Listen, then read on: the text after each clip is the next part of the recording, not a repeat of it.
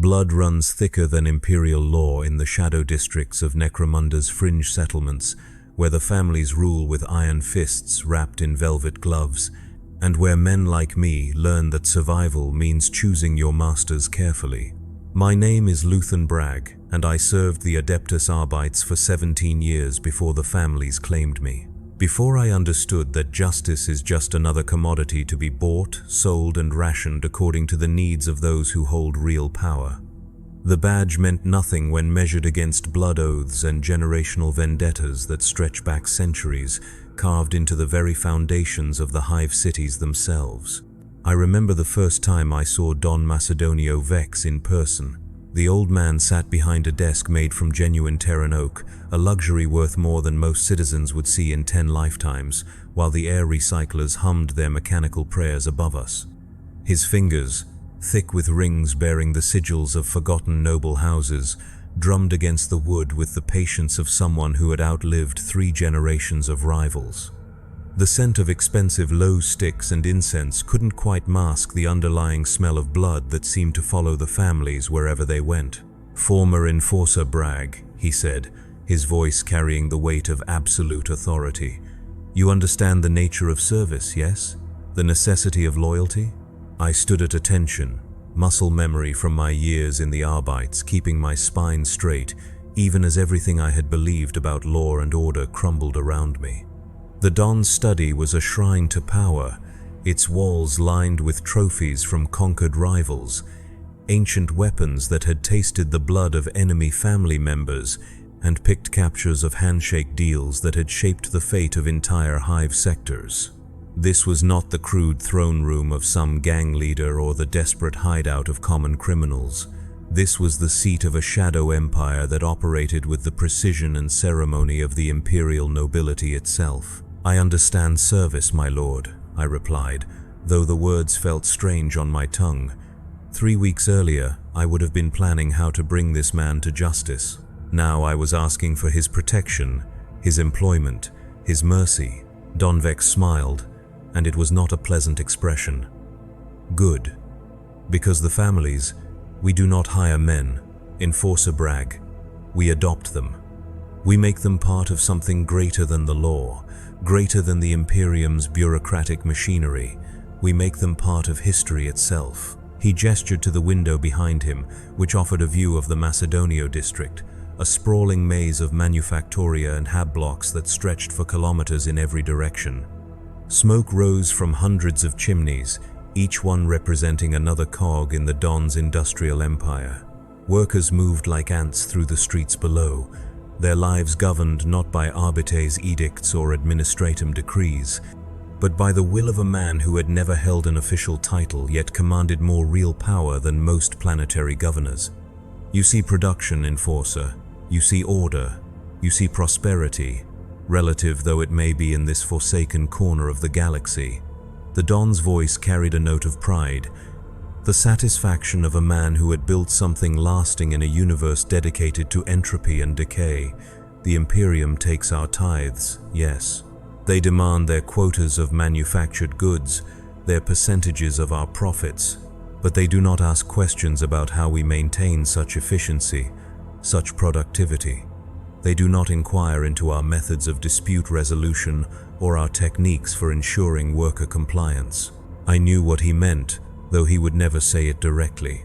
The bodies that disappeared in the night, the families that simply ceased to exist when they crossed the Don's interests, the way dissent was crushed before it could even form into coherent thought. The Macedonio family ruled through fear and respect in equal measure, and the imperial authorities were content to look the other way as long as the production numbers remained satisfactory. "What would you have of me, my lord?" I asked, though part of me already knew the answer. "Protection first. There are those who would see the old ways changed, who believe that strength can be bought rather than earned through generations of blood and sacrifice. My grandson, Alessandro, he requires someone with your particular skills. Someone who understands both sides of the law." Don Vex leaned back in his chair, and for a moment he looked every one of his 78 years. "The young ones, they do not remember the chaos that came before the families brought order to these districts. They do not understand that what we have built here is civilization itself, carved from the raw stuff of human nature and maintained through careful application of violence and mercy." Alessandro Vex entered the room as if summoned by his grandfather's words, though I knew he had been waiting just outside the door. The younger man carried himself with the easy confidence of someone who had never known want, never experienced the grinding desperation that drove most citizens of the Hive cities to their daily struggles.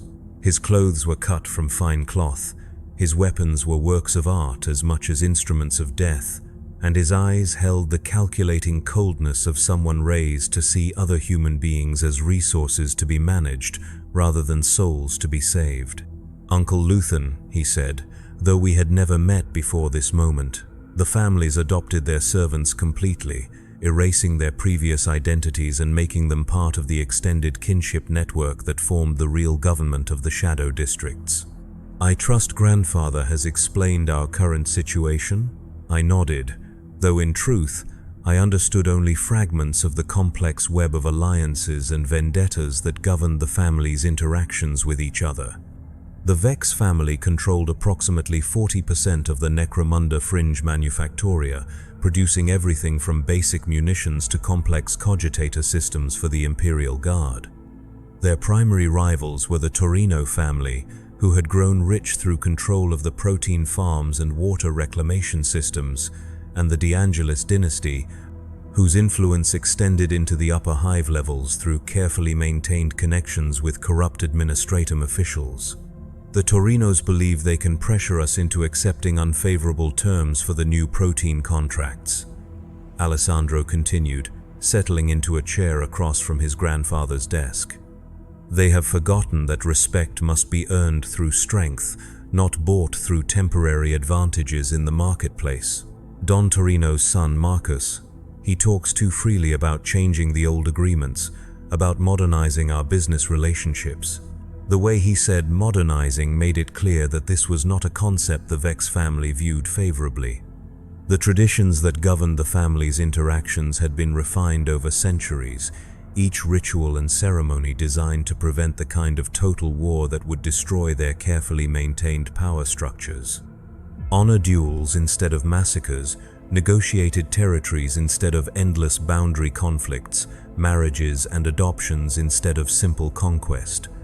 It was a system that worked precisely because all parties understood that deviation from the established rules would result in mutually assured destruction.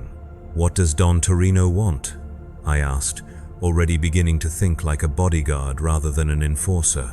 The threats Alessandro faced would come from multiple directions, not all of them obvious to someone trained in conventional law enforcement. "Everything," Don Vex answered before his grandson could speak. "Marcus Torino wants to consolidate all protein production under his family's control, to force us to buy our workers' food at whatever price he chooses to set. He believes that control of basic nutrition gives him leverage over every other family operation in the district. He fails to understand that such naked aggression violates the fundamental compact that keeps us all from mutual annihilation." I was beginning to see the scope of the problem. The families had evolved a complex system of checks and balances that prevented any single dynasty from achieving total dominance over the Shadow Districts. Each family controlled different aspects of the local economy, creating interdependencies that made cooperation more profitable than conquest. The Vex manufacturing empire needed Torino proteins to feed their workers, but the Torinos needed Vex manufactured equipment to maintain their farming operations.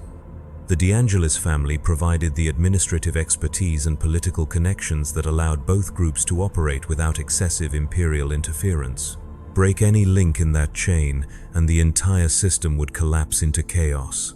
"When do I start?" I asked, though the question was merely a formality. The moment I had walked into Don Vex's study, my old life as an enforcer had ended. There would be no going back to the simple certainties of imperial law, no return to the comfortable illusion that justice and order were the same thing. "You started the moment you accepted our hospitality," Alessandro replied with a smile that reminded me uncomfortably of his grandfather's expression. "Family takes care of family, Uncle Luthen, always and forever, until death claims us all." The next 3 months passed in a blur of carefully orchestrated violence and elaborate ceremony. I learned that being a bodyguard for a family scion required skills that went far beyond simple protection work. Alessandro moved through a world where every handshake carried potential significance, where the choice of wine served at dinner could signal the beginning of a new alliance or the end of an old friendship, where the seating arrangements at formal gatherings were studied by enemy analysts for hints about shifting power dynamics within the family hierarchy. I watched him conduct business meetings that resembled diplomatic summits between miniature nation-states, complete with formal protocols that had been refined over generations of careful practice. The families maintained their own intelligence networks, their own systems of law and punishment, their own military forces disguised as private security firms. They negotiated treaties with each other that covered everything from territorial boundaries to marriage contracts, and they enforced those agreements with a level of violence that would have impressed an Imperial Guard colonel. The Torino situation escalated slowly, like a poison working its way through a healthy body. At first, there were simply delays in food deliveries, minor quality issues that could be explained away as normal business problems. Then came the rumors that Don Torino was meeting with representatives from off-world trading cartels, exploring options that would bypass the traditional family networks entirely.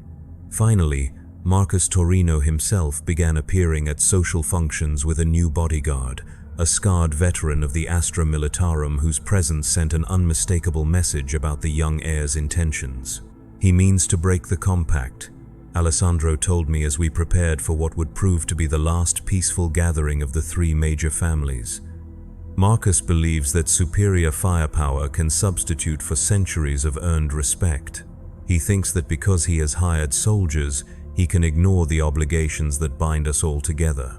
The dinner was held in neutral territory, a restaurant owned by a minor family whose continued existence depended on their ability to provide safe meeting spaces for their more powerful neighbors. The establishment occupied the entire top floor of a mid-hive spire, its windows offering spectacular views of the industrial districts that formed the real heart of family power. Servers moved between tables with the silent efficiency of well-trained soldiers, each one carefully vetted to ensure they posed no security risk to the assembled dignitaries. Don Vex sat at the head of the main table, his presence commanding respect even from his rivals. To his right sat Don Torino, a heavy-set man whose expensive clothes could not quite disguise the brutality that had earned him his position. Don DeAngelis occupied the seat of honor to Vex's left, her sharp eyes constantly evaluating the other guests for signs of weakness or opportunity. The 3 family heads represented centuries of accumulated power and influence, each one capable of affecting the lives of millions of citizens through their decisions. I positioned myself where I could observe all the entrances to the dining room while keeping Alessandro within easy reach. The other bodyguards had taken similar positions, creating a complex web of overlapping fields of fire that ensured any violence would be brief and decisive. We all understood that this gathering was as much about demonstrating strength as it was about negotiating new agreements. The conversation during dinner was carefully neutral, touching on subjects that allowed each Don to display their knowledge and sophistication without revealing anything significant about their current strategic thinking. They discussed art, literature, and philosophy with the easy erudition of people who had received the finest education that money could buy. They traded stories about mutual acquaintances and shared memories from their younger days, when the current generation of family leaders had been learning their trades under the guidance of their predecessors. But beneath the polite surface, tensions were building toward an inevitable explosion. Marcus Torino drank too much wine and spoke too freely about his plans for modernizing the family businesses. Alessandro responded with subtle insults disguised as compliments, questioning whether the younger Torino had properly understood the lessons his father had tried to teach him. The bodyguards grew increasingly alert as the evening progressed, each of us recognizing the signs of approaching violence. The crisis came during the traditional toast to family honor, when Marcus Torino stood and raised his glass with words that would be remembered for generations to come. "To the future," he declared, his voice carrying clearly through the sudden silence that had fallen over the dining room. to progress beyond the dusty traditions that have kept us locked in the past, to the day when strength, not birth, determines who rules these districts. The insult was so profound, so comprehensive in its rejection of everything the families represented, that for a moment no one seemed capable of responding. Don Torino's face had gone pale with shock and horror as he realized what his son had just done. The other diners sat frozen, understanding that they were witnessing the moment when decades of careful peace would finally shatter. Don Vex stood slowly, his movements deliberate and controlled despite the rage that I could see building behind his eyes. When he spoke, his voice was quiet, almost conversational, but every word carried the weight of absolute finality. "Young Marcus," he said, "your father has failed to teach you the most basic lesson of family life. Respect is not earned through strength alone. It is built through generations of keeping one's word, of honoring obligations even when they become inconvenient, of understanding that we are all part of something greater than our individual ambitions." The old Don reached into his jacket and withdrew a single black rose, a symbol whose meaning everyone in the room understood immediately. In the complex ceremonial language of the families, the black rose represented a formal declaration of blood feud, a statement that normal diplomatic relations had ended and that only violence could resolve the dispute. The Vex family withdraws its recognition of Marcus Torino as his father's legitimate heir, Don Vex continued, placing the rose on the table between them. "We call upon the other families to witness this declaration and to choose their positions accordingly." Marcus Torino's face flushed with anger, and his hand moved toward the weapon at his belt. His bodyguard stepped forward, ready to support his employer in what would become a massacre if violence erupted in this confined space. Every other person in the room understood that we were seconds away from a bloodbath that would destroy decades of careful alliance building. But Don Torino himself moved faster than any of his younger companions. The old man's hand clamped down on his son's wrist with surprising strength, preventing the younger Torino from drawing his weapon. With his other hand, he grabbed the black rose from the table and crushed it between his fingers, the gesture serving as both apology and promise. "My son speaks from inexperience and too much wine," Don Torino said, his voice heavy with the knowledge of what this moment was costing him. "He will learn better manners, or he will learn that the family's continued survival requires sometimes painful choices." The immediate crisis had passed, but everyone present understood that the damage could not be undone. The compact between the families had been weakened, perhaps fatally, by Marcus Torino's public rejection of their shared values. Trust, once broken, could never be completely restored, no matter how many apologies were offered or ceremonies of reconciliation performed. The dinner concluded in strained silence, with each family group departing under heavy security. As we made our way back to the Vex compound, Alessandro was unusually quiet, his mind clearly working through the implications of what had just occurred. "War is coming," he said finally, as our armored transport wound its way through the narrow streets of the manufacturing district. "Not immediately perhaps, but eventually. Marcus will not forget tonight's humiliation, and his pride will not allow him to accept his father's wisdom. The question is whether we can prepare adequately for what's coming." I nodded, though my thoughts were focused on more immediate concerns. If war was indeed coming, then my job as Alessandro's bodyguard was about to become considerably more challenging. The families had their own ways of conducting warfare, methods that made conventional military thinking largely irrelevant. Assassination and sabotage would be more important than pitched battles, intelligence networks more valuable than heavy weapons, loyalty more crucial than tactical brilliance. Over the following weeks, the signs of approaching conflict became impossible to ignore. Workers at Torino facilities began disappearing, their families receiving generous compensation packages but no explanations about where their loved ones had gone.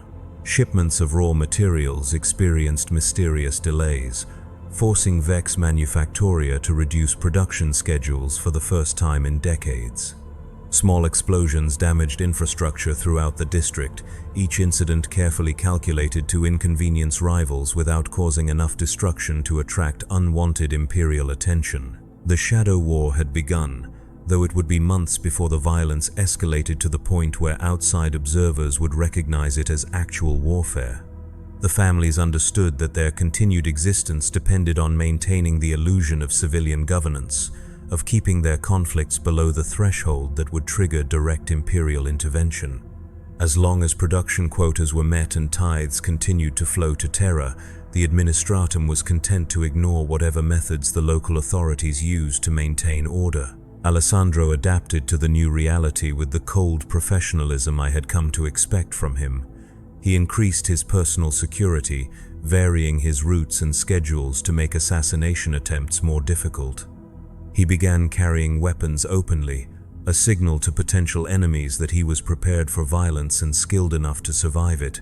Most importantly, he started building the network of alliances and obligations that would determine his family's fate when the shooting finally started in earnest. I found myself serving not just as a bodyguard but as an intelligence asset, my background in law enforcement providing insights into how the family's enemies might try to use imperial authorities against them. The Torinos had connections within the local Arbeits garrison, relationships that could potentially be leveraged to justify raids on Vex facilities. The De Angelis family maintained extensive files on corruption within the administratum hierarchy, information that could be used to discredit rivals or protect allies depending on the political situation.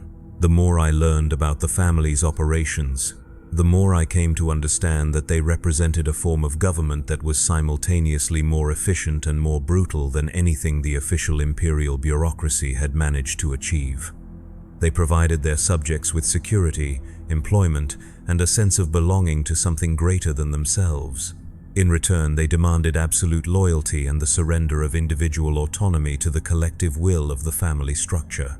It was not a system that allowed for dissent or independent thinking, but it worked in ways that the Imperium's official institutions often failed to match. Crime rates in family-controlled districts were virtually non-existent, not because the families were opposed to criminal activity, but because they had monopolized it so completely that unauthorized lawbreaking simply could not survive. Workers might be exploited, but they were also protected from the random violence and economic instability that plagued other parts of the hive.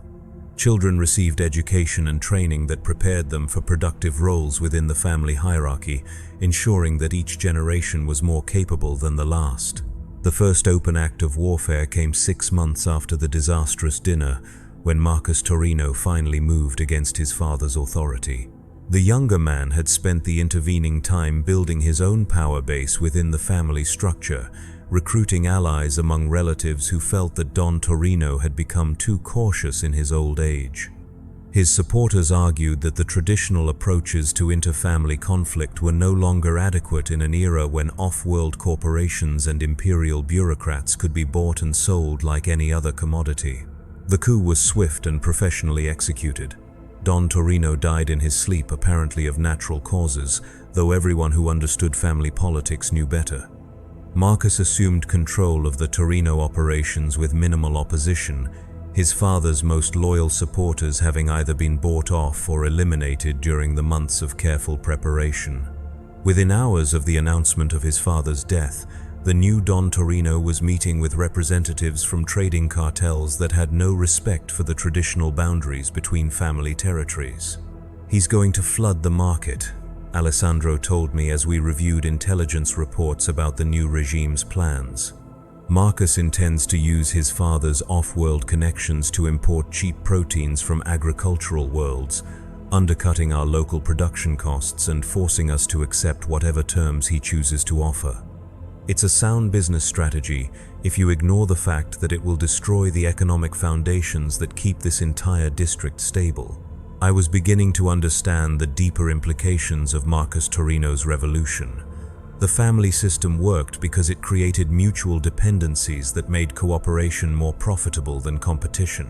Each dynasty specialized in different aspects of the local economy, trading their products and services through carefully negotiated agreements that ensured everyone's continued prosperity. Introduce outside competition, and the entire structure would collapse as families desperately tried to maintain their market positions through increasingly desperate measures. "What are our options?" I asked, though I suspected I already knew the answer. Alessandro's expression was grim as he outlined the family's strategic situation. We can try to negotiate a new compact that takes Marcus's changed circumstances into account, but that would mean accepting a significantly weakened position relative to the Torinos. We can attempt to build our own alliances with off-world interests, though that approach carries the risk of triggering a trade war that could destroy all of us. Or we can remove Marcus before he can implement his plans, knowing that such action will almost certainly lead to open warfare between the families. None of the choices were particularly appealing, but that was the nature of leadership in a system based on violence and coercion.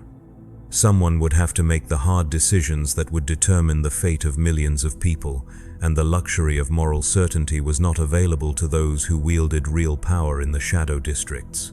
The decision was made for us 3 days later, when Marcus Torino attempted to have Alessandro killed during what should have been a routine business meeting. The attack was clumsy by family standards, relying on hired assassins rather than the subtle methods that had served the dynasties well for centuries. Alessandro survived only because his grandfather had insisted on overwhelming security for all public appearances, and because I had spent months studying the tactical approaches that enemies might use against us. The assassins struck as we were leaving a manufacturing facility that Alessandro had been inspecting, their weapons firing from concealed positions among the industrial equipment that lined the factory floor. I threw myself between Alessandro and the gunman, my carapace armor absorbing rounds that would have killed an unprotected target. Return fire from our security team was swift and accurate, eliminating the immediate threat before any of our people could be seriously injured. But the message had been delivered with unmistakable clarity. The old rules no longer applied, and the families would have to adapt to a new reality where survival depended on firepower rather than diplomacy. "So be it," Don Vex said when we reported the attack to him. The old man's voice was calm, almost relieved, as if he had been waiting for this moment for months. "Marcus has chosen his path, and we must choose ours. Alessandro, you will coordinate with the De Angelis family to ensure their neutrality in what comes next. I suspect Donna Elena will be amenable to an arrangement that eliminates our mutual problem while preserving her family's interests." The war that followed was unlike anything I had experienced during my years as an enforcer. There were no clear battle lines, no uniformed armies, no obvious distinction between combatants and civilians. Instead, there was a complex web of loyalties and betrayals that shifted daily as various factions within each family chose their sides in the larger conflict. Workers disappeared from their posts, either recruited as soldiers or eliminated as security risks. Manufactoria that had operated for centuries suddenly went silent as their owners were assassinated or their facilities sabotaged. Supply chains that had functioned smoothly for generations broke down as traditional agreements became casualties of the escalating violence. I found myself serving not just as Alessandro's bodyguard, but as a military advisor, my law enforcement training providing insights into tactical planning that proved surprisingly relevant to family warfare. We established safe houses throughout the district, created communication networks that could function even under heavy surveillance, and developed contingency plans for scenarios ranging from assassination attempts to full-scale imperial intervention. The Torino forces proved more formidable than anyone had expected. Marcus had used his father's off-world connections to import not just cheap food, but also advanced weaponry and experienced mercenaries. His soldiers fought with the discipline of Imperial Guard veterans rather than the undisciplined enthusiasm typical of gang warfare. More troubling still, they seemed to have detailed intelligence about Vex family operations, suggesting that Marcus had been planning this conflict for far longer than anyone had realized. "He has people inside our organization," Alessandro told me after reviewing reports from the latest series of attacks. "Someone with access to our security protocols, our safe house locations, our operational planning. We're going to have to assume that everything we've done over the past year has been compromised." The paranoia that followed was almost as destructive as the direct military action. Family members who had worked together for decades began viewing each other with suspicion. wondering who might have been bought or coerced into betraying their obligations.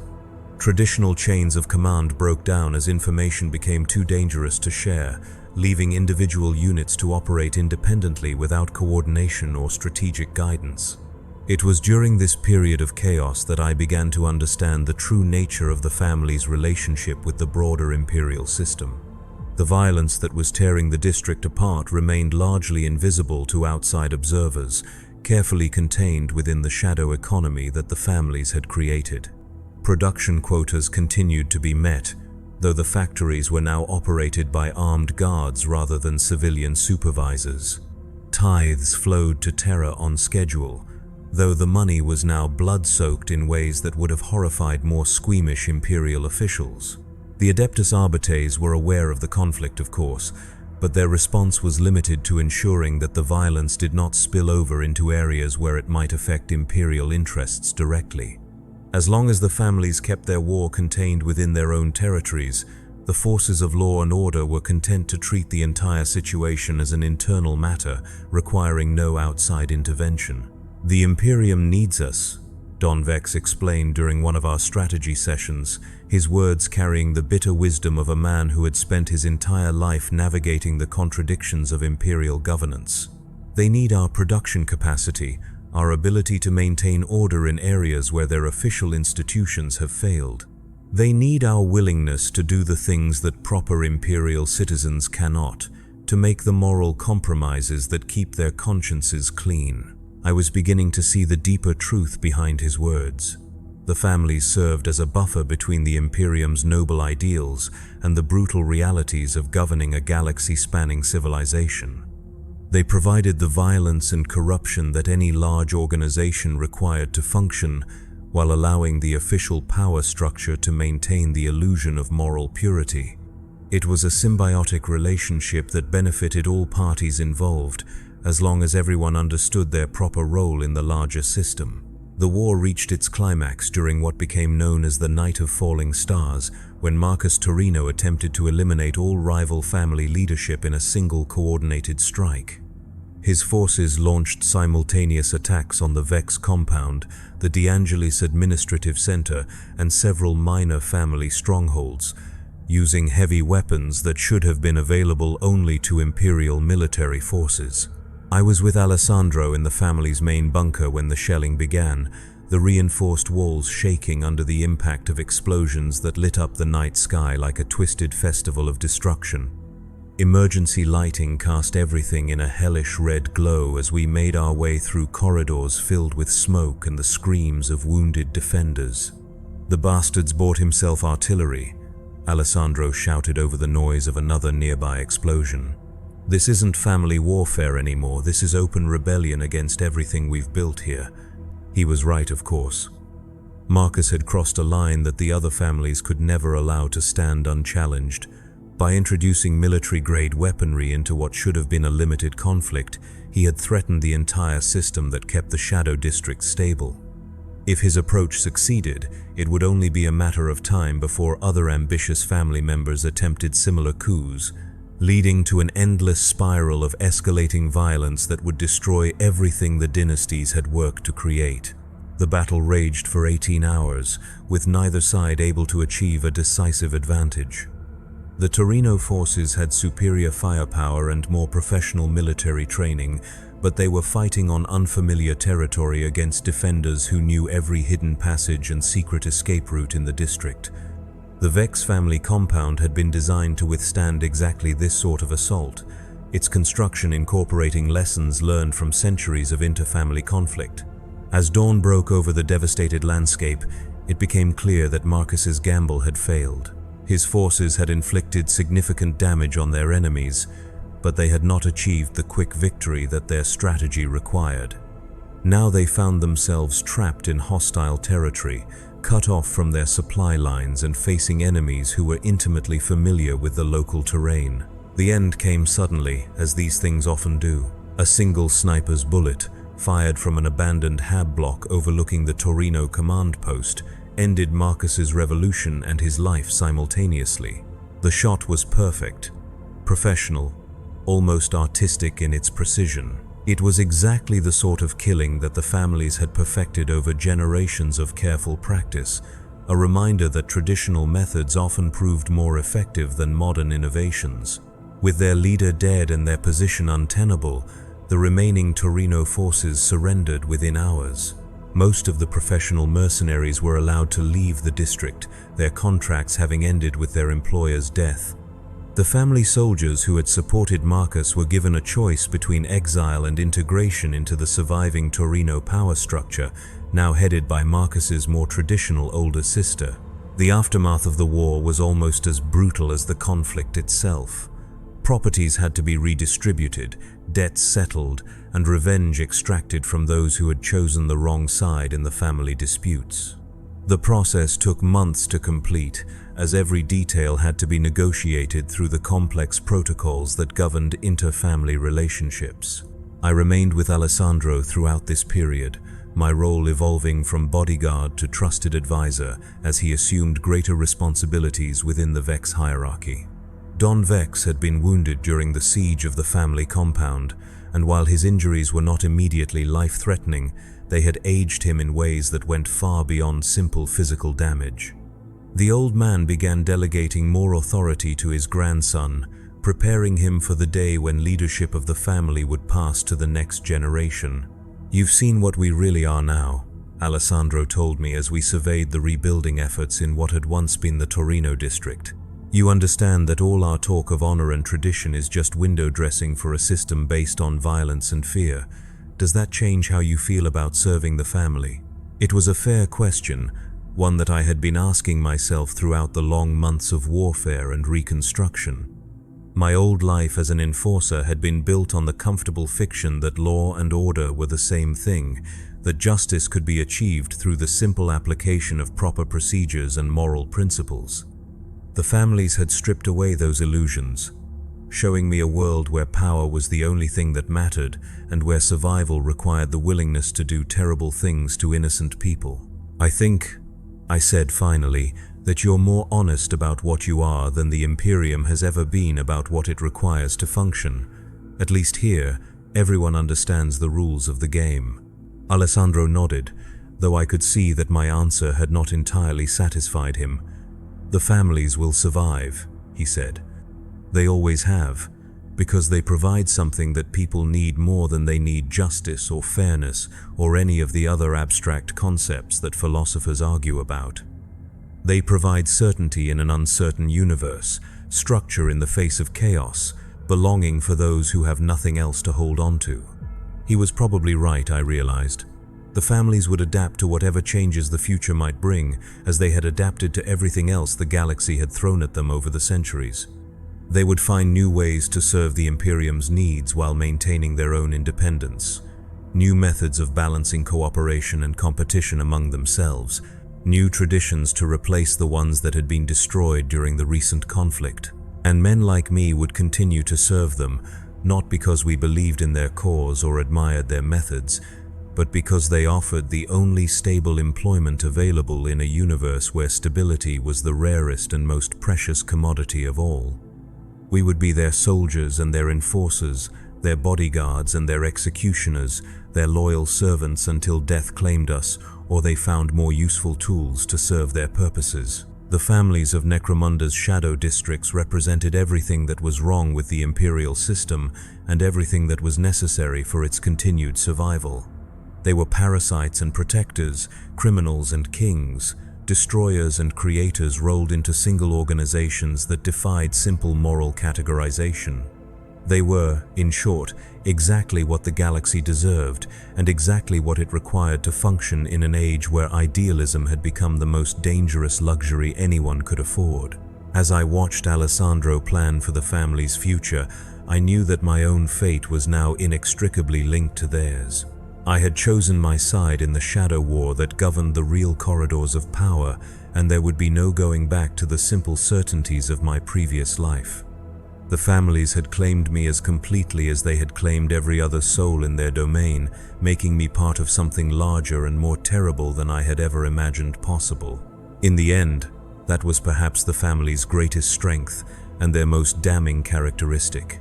They made everyone who served them complicit in their crimes, while simultaneously making those crimes seem like the only rational response to an irrational universe. They transformed good men into monsters so gradually that the process felt like natural evolution rather than moral corruption. They made survival feel like victory and compromise feel like wisdom. Blood runs thicker than imperial law in the shadow districts of Necromunda's fringe settlements, and those of us who have learned this lesson carry its weight with us wherever we go. We understand that justice is just another commodity to be traded, that honor is a luxury that only the powerful can afford, and that loyalty is the only virtue that truly matters in a universe where everything else can be bought and sold. The mafia families of Warhammer 40K rule their domains with iron fists and velvet gloves, and they will continue to rule as long as the Imperium requires their services. They are the price of civilization in an uncivilized galaxy, the cost of order in a cosmos dedicated to chaos, the human face of inhuman necessity. And those of us who serve them understand that we are not the heroes of this story. We are something far more dangerous. We are the people who make the heroes possible by doing the things that heroes cannot do, by making the compromises that heroes cannot make, by accepting the guilt that heroes cannot bear. In the end, perhaps that is enough. Perhaps that is all that any of us can hope to be in a universe where survival itself requires the surrender of everything we once believed about right and wrong, about justice and mercy, about the possibility of redemption in a galaxy that has forgotten what it means to be saved.